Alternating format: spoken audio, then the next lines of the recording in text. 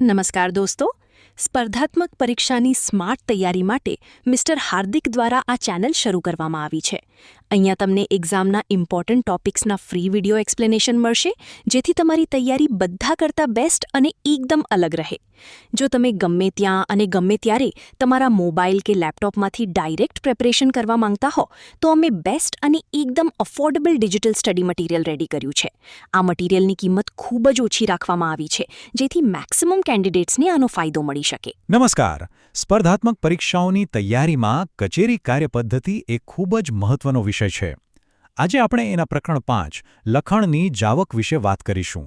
આ પ્રકરણમાંથી પરીક્ષામાં સીધા જ પ્રશ્નો પૂછાઈ શકે છે, એટલે ચાલો આપણે એના દરેક નિયમને ખૂબ જ ધ્યાનથી સમજીએ. અને હા, એક વાતની ખાતરી રાખજો, આપણે જે પણ માહિતી અહીં જોઈશું એ બધી જ ગુજરાત સરકાર દ્વારા પ્રકાશિત કચેરી કાર્યપદ્ધતિની સૌથી નવી એટલે કે 2022ની આવૃત્તિ પર આધારિત છે. આથી અહીં આપેલી દરેક વિગત સંપૂર્ણપણે અધિકૃત અને પરીક્ષા માટે એકદમ સચોટ છે. તો વિચારો કે કોઈ કાગળ પર ઉપરી અધિકારીની મંજૂરી મળી ગઈ અને એને કચેરીમાંથી બહાર મોકલી દેવામાં આવ્યો. હવે શું? હવે એ ફાઇલને વ્યવસ્થિત રીતે રેકોર્ડ પર લેવાની પ્રક્રિયા શરૂ થાય છે. અને એની શરૂઆત થાય છે ફાઇલિંગ માટેની કેટલીક પૂર્વ તૈયારીથી. ચાલો એનો પહેલો નિયમ જોઈએ. ફાઇલિંગની તૈયારીનું આ પહેલું અને ખૂબ જ પાયાનું પગલું છે. નિયમ એકદમ સ્પષ્ટ છે. ફાઇલમાં જે પણ કાગળ ઉમેરવાનો હોય એની ડાબી બાજુએ બરાબર વચ્ચે પંચિંગ મશીનથી કાણું પાડવાનું. આની પાછળનો હેતુ એ છે કે બધા કાગળોને એક મજબૂત ટેગથી વ્યવસ્થિત રીતે બાંધી શકાય. આનાથી કોઈ પણ અગત્યનો દસ્તાવેજ છૂટો નહીં પડી જાય કે ખોવાઈ જવાનો ભય નહીં રહે. હવે આપણે આ પ્રકરણના સૌથી અગત્યના અને ટેકનિકલ ભાગ પર આવી ગયા છીએ, પાનાને નંબર આપવાની પદ્ધતિ. અહીંયા ખાસ ધ્યાન આપજો, કારણ કે આ નાનકડા નિયમમાંથી પરીક્ષામાં પ્રશ્નો પૂછાવાની પૂરેપૂરી સંભાવના રહેલી છે. અહીંયા સૌથી અગત્યનો નિયમ એ છે કે પાના નંબર હંમેશા એકી સંખ્યામાં જ અપાય છે, જેમ કે 1, 3, 5, 7. ક્યારે 2, 4, 6 એમ બેકી સંખ્યામાં નંબર અપાતા નથી. અને બીજું, ફાઇલના બે મુખ્ય વિભાગો માટે આ નંબરની સિરીઝ અલગ અલગ હોય છે. ઉદાહરણ તરીકે 3S નો ભવ એટલે કે નોંધ વિભાગનું પાનું અને 5S પભવ એટલે કે પત્ર વ્યવહાર વિભાગનું પાનું. તો આ નોંધભવ અને પભવ શું છે? ચાલો સમજીએ. નોંધભવનો અર્થ થાય છે નોંધ વિભાગ. આ વિભાગમાં અધિકારીઓની આંતરિક નોંધો, ટિપ્પણીઓ અને ચર્ચાઓ હોય છે. જ્યારે પભવ એટલે પત્ર વ્યવહાર વિભાગ, જેમાં કચેરીમાં આવેલા અને કચેરીમાંથી મોકલેલા બધા જ પત્રોનો સમાવેશ થાય છે. પરીક્ષા માટે આ બંને ટૂંકાક્ષરો અને એના અર્થ બરાબર યાદ રાખી લેજો.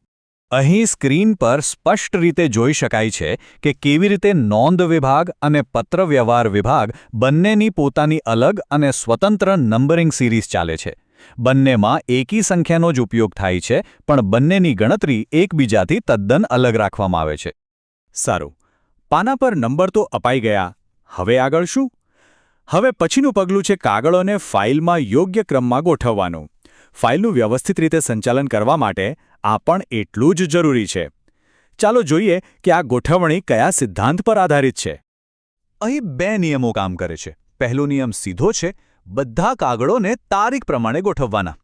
અને બીજો નિયમ જે ખરેખર રસપ્રદ છે તે એ છે કે સૌથી જૂનો કાગળ ફાઇલમાં સૌથી ઉપર આવશે અને જે સૌથી નવો એટલે કે છેલ્લે આવેલો કાગળ છે એ સૌથી નીચે જશે. આનો ફાયદો એ છે કે જ્યારે પણ કોઈ અધિકારી ફાઇલ ખોલે ત્યારે કેસની શરૂઆત ક્યાંથી થઈ હતી એ તરત જ સ્પષ્ટ દેખાય. હવે મનમાં સવાલ થાય કે આટલા બધા ઝીણવટભર્યા નિયમોની જરૂર શું છે? વિચારો, આ નિયમો જ સરકારી કામકાજમાં પારદર્શિતા અને જવાબદારીનો મજબૂત પાયો છે. જો કોઈ અધિકારીએ વર્ષો પછી પણ કોઈ કેસ ફરીથી જોવો હોય તો આ જ ક્રમબદ્ધ ફાઇલિંગ તેમને સમગ્ર ઘટનાક્રમ શરૂઆતથી અંત સુધી સમજવામાં મદદ કરે છે. દરેક નિર્ણય પાછળનો તર્ક સ્પષ્ટ રીતે જોઈ શકાય છે. તો ચાલો આખા પ્રકરણનું એક ઝડપી રિવિઝન કરી લઈએ. પરીક્ષા પહેલાં યાદ રાખવા માટેના જે મુખ્ય મુદ્દાઓ છે એના પર એક છેલ્લી નજર નાખી લઈએ, જેથી કંઈ પણ ભૂલાઈ ન જાય. બસ આ 3 સોનેરી નિયમો યાદ રાખી લો. પહેલું, દરેક કાગળની ડાબી બાજુએ મધ્યમાં પંચિંગ. બીજું, નોભવ અને પભવ માટે અલગ અને માત્ર એકી સંખ્યામાં પાના નંબર આપવા.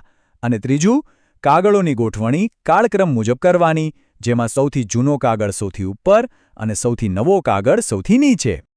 અને અંતે એક વિચારવા જેવો પ્રશ્ન. દસ્તાવેજોની આટલી ઝીણવટભરી જાળવણી એ માત્ર એક નિયમ નથી, પણ એક અધિકારીની ચોકસાઈ, એમનું વ્યવસ્થાપન કૌશલ્ય અને પોતાની ફરજ પ્રત્યેની નિષ્ઠા દર્શાવે છે. અને આ ગુણો જ તો સુશાસનનો સાચો પાયો છે. આ મુદ્દા પર વિચાર કરતા રહેજો અને તમારી તૈયારી ચાલુ રાખજો. આગામી વિષય સાથે આપણે જલ્દી મળીશું.